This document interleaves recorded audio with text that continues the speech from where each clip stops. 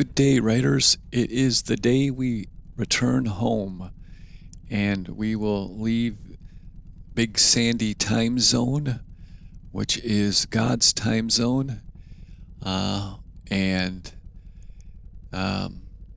lament having to part ways with our brothers and sisters in Christ, but rejoice in what we will take with us with respect to the time we were able to spend together and worship and heal and experience that critical mass from the Holy Spirit. And we need to continue to sustain and maintain that fellowship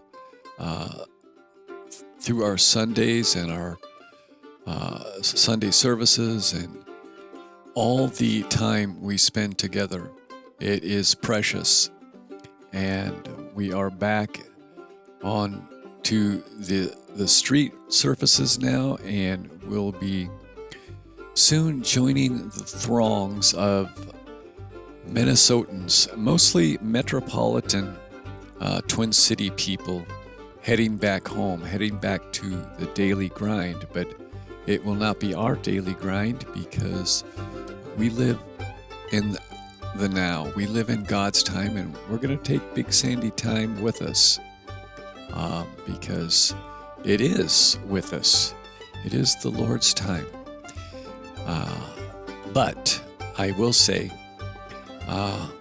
in order to make it somewhat safer, we're going to maintain our writing style of crowding the line, staying a few feet to the right, a few feet to the left of the line in order to see what's up the road. We're going to use the attributes of agility and nimbleness, acceleration of the motorcycle, and try to maintain as much of a constant speed as we're able to. Here's an example of the agility coming up. This is a semi-4 stop sign here, and there's probably a dozen cars. We did a U-turn and had virtually zero impact on our fellow commuters there by doing that. So we will be looking to pass on the 2-lane and doing that safely, but we're not going to settle for getting stuck behind slow-moving vehicles, no matter how long the line is. It is a much more difficult feat for cars and trucks to pass one another on these 2-laners, but for the motorcycle, we have ample power, and that assists us in accelerating. And so we're going to do that. We're going to use the tools that we have, and the writing style of crowding the line as a baseline. We may have to adjust that, but I don't think we will have to. So this will be Highway 65, and it will be jam-packed in about 40 miles for sure. We are going to avoid that and head over to the interstate. So this stretch of road here typically is not traveled on during Memorial Day coming up or going home, and we can kind of stretch back a little bit and have some fun with taking the inside corners and that sort of thing. But once we get out of Moose Lake, Minnesota, we'll be on the interstate, and that will be requiring our attention. So we will be attentive and stay relaxed, but maintain the writing style of crowding the line.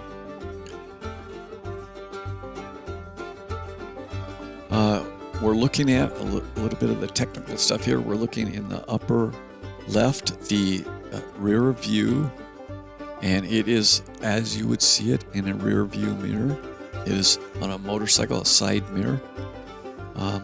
And we have the GPS route that we took on our cell phone in the lower right corner, and it is showing us as the red dot moving along. The favorite turn of mine is coming up, but it's not so much fun going home as it is going up north. The actual speed will be hovering around the speed limit, while the virtual speed we're looking at through the magic of video editing is roughly 8 times. No, it is 8 times the actual speed. So that's what's happening here, and we are on our way to Moose Lake. You can see it with the yellow arch on the route map. We'll gas up there, slow down the video, and we actually have a little bit of a chit chat with a fellow bike rider who pulled in with a victory hammer, and we had some good discussion with him, and he was interested in some parts, and there may be some parts going his way off of the judge, depending on if he follows through, but I've certainly made them available to him. And we'll top off the tank here with 91 octane premium, no ethanol. We get a donut and a cup of coffee. Why not? And we do a little bit of calisthenics to get ourselves a little bit of brain calisthenics to get ourselves ready for 35W, where the madness begins. I will do my best not to get off on a rant about the Minnesota habit of driving in the left lane, but you will see it at its heights where the motorcycle will be in the right lane, passing dozens of vehicles driving in the left lane.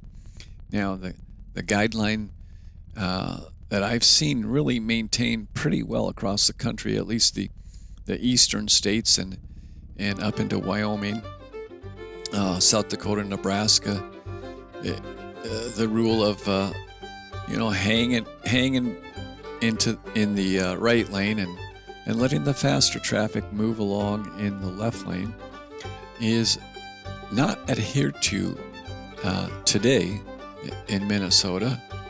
And in fact, it is just the opposite. We seem to have a dyslexic understanding of how it works. The majority of the cars are traveling in the left lane from here to the metro area. And when traffic starts to back up, the cars in the left lane will begin to get closer to one another and slow down, while the cars in the right lane, because there's so much space, they'll move right along, and they'll just pass every car that passed them and more.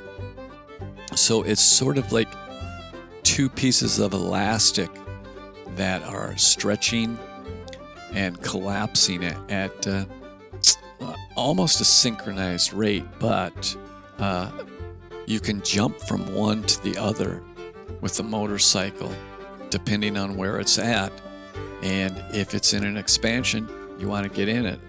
And if it's in a collapse, you want to get out of it. And so that's basically what is happening throughout most of this trip, other than we are trying to maintain the crowding the line and moving over, like you see here. And this is one of the few exceptions where a car in the left lane actually moved over to the right lane. That's the way to do it. And then traffic flows better. But when we start getting north of North Branch, you'll see that people just decide to stay in the left lane. And it's a little different story for trailers. If you're hauling a trailer, it's a little bit tougher moving that back and forth in the lanes. But you're hauling a trailer, so you should expect to be in the right lane. But many of them will just stay in the left lane. So we're coming up to the, I guess, the first cluster, and you'll be able to see the advantage of the motorcycle being able to do what it's doing right now, and just changing lanes rapidly and accelerating to the speed.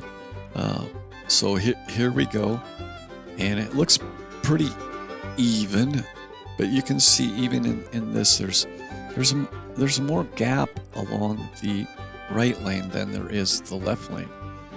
There'll be instances down the road where in the left lane there's so many cars that you'll be in the right lane just passing them lickety-split. So how many of these cars that we pass actually then move over to the right lane?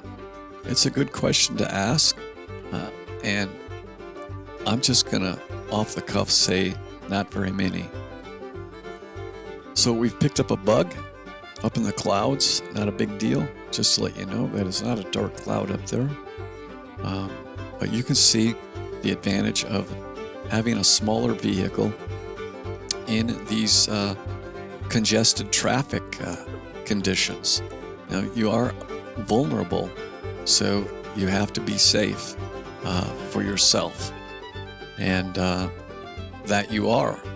So off we go. The major cluster will be coming up shortly, and it will be fun. I will try to bite my tongue as much as I can, but it's almost comical. And I just would like to be a microphone in some of these vehicles to understand what they were expecting.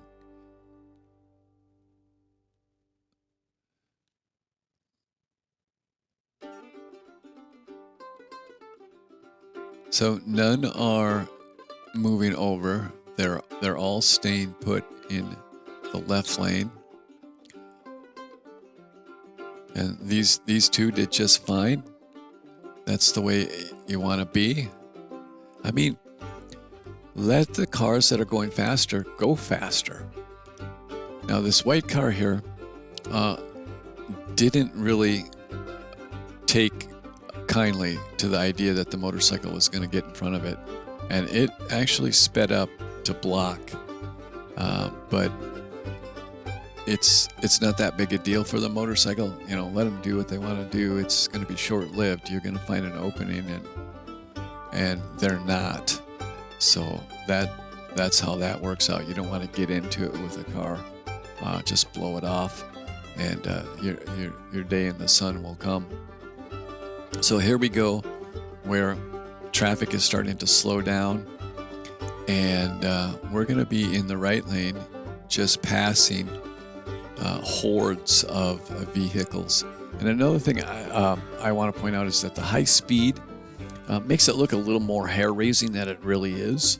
There is plenty of room when the bike is maneuvering like this. It just looks a little tighter in high speed than it actually is. But here we go. All these cars, they're just sitting there, and we're trucking along in the right lane, passing them. The term I like to use is they're left lane losers, and serves them right, so be it. I guess that this is the commentary I was hoping not to get into, but I don't know what to say. I know that traffic is one of my hot spots, and I know that I need to, and that was a little bit of just warming up tires, but that weaving, but I cannot change the way traffic behaves. I can only change the way I behave towards the behavior of the traffic, and I'm cool with the way I ride, and I don't want to join the fray of being frustrated, and I'm not frustrated when I'm out here because there's options available to the motorcycle, and I need to exercise those options, and when they are unavailable, then I need to resolve myself to that. But till that moment, I'm just doing my best to ride safely and take advantage of openings that the motorcycle can fit into. And when I say zero impact on fellow commuters, I mean I'm not slowing them down in the moment, and I'm not slowing them down overall. They're going to get home at the same rate, whether I'm in front of them or in back of them. So the only time this style of riding doesn't work is when there are other motorcycles. So the style of crowding the line, if you're around groups of bicycles, groups of motorcycles, it doesn't work because they're as nimble and can accelerate just as you do. So you do have to toe the line in terms of staying in line.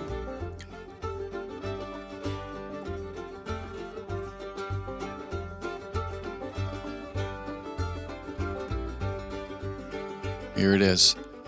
This goes on like this. This is one of the few times it came to a grinding halt, but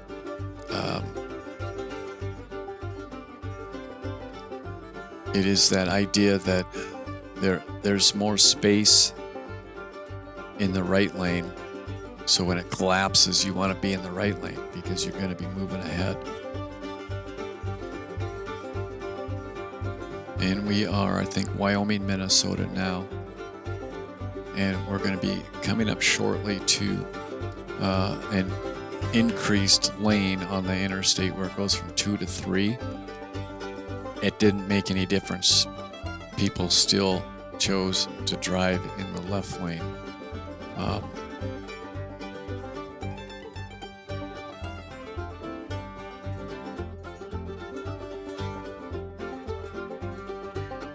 And that is coming up now. But typically it'll be one vehicle or two that is causing the clusters, sort of blocking everyone, and it just helps us to move to the right.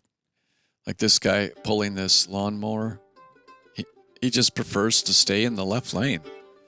Now, I think so far he's justified in that, and he did move over. So sometimes you can't, with trailers especially, you can't find the spot. You just need to move along, and you can choose whether your decision is whether to accelerate or just maintain your speed. That's your prerogative, but we have to get in the habit of being considerate and moving over to the right when somebody's coming up behind us, just as a habit. Well, I was hoping for some music. Now we are on 35E. We're looking for Highway 36. We're in the sort of White Bear, Vadnais Heights area of the metro. What would it be? The northeast burbs.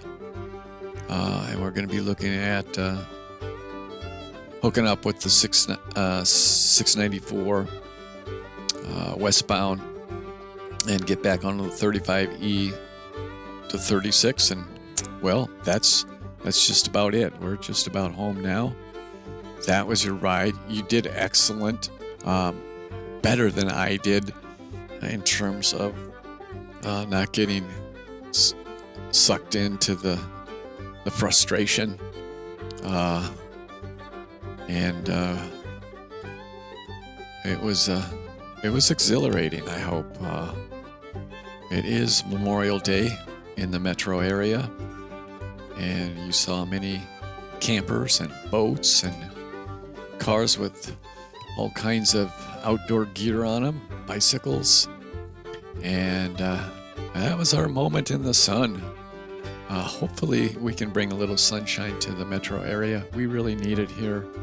It has been a region that has suffered from forces of darkness that have really made us not want to live here. And there's not too many people with smiles on their faces here in the metro area right now. And it's our own doing. And here alongside us are fellow Big Sandy campers. We had a race, and we smoked them. They're back at the light right now, in fact. And our journey has come to an end. Bob and Carla, thanks for riding. Till we ride again.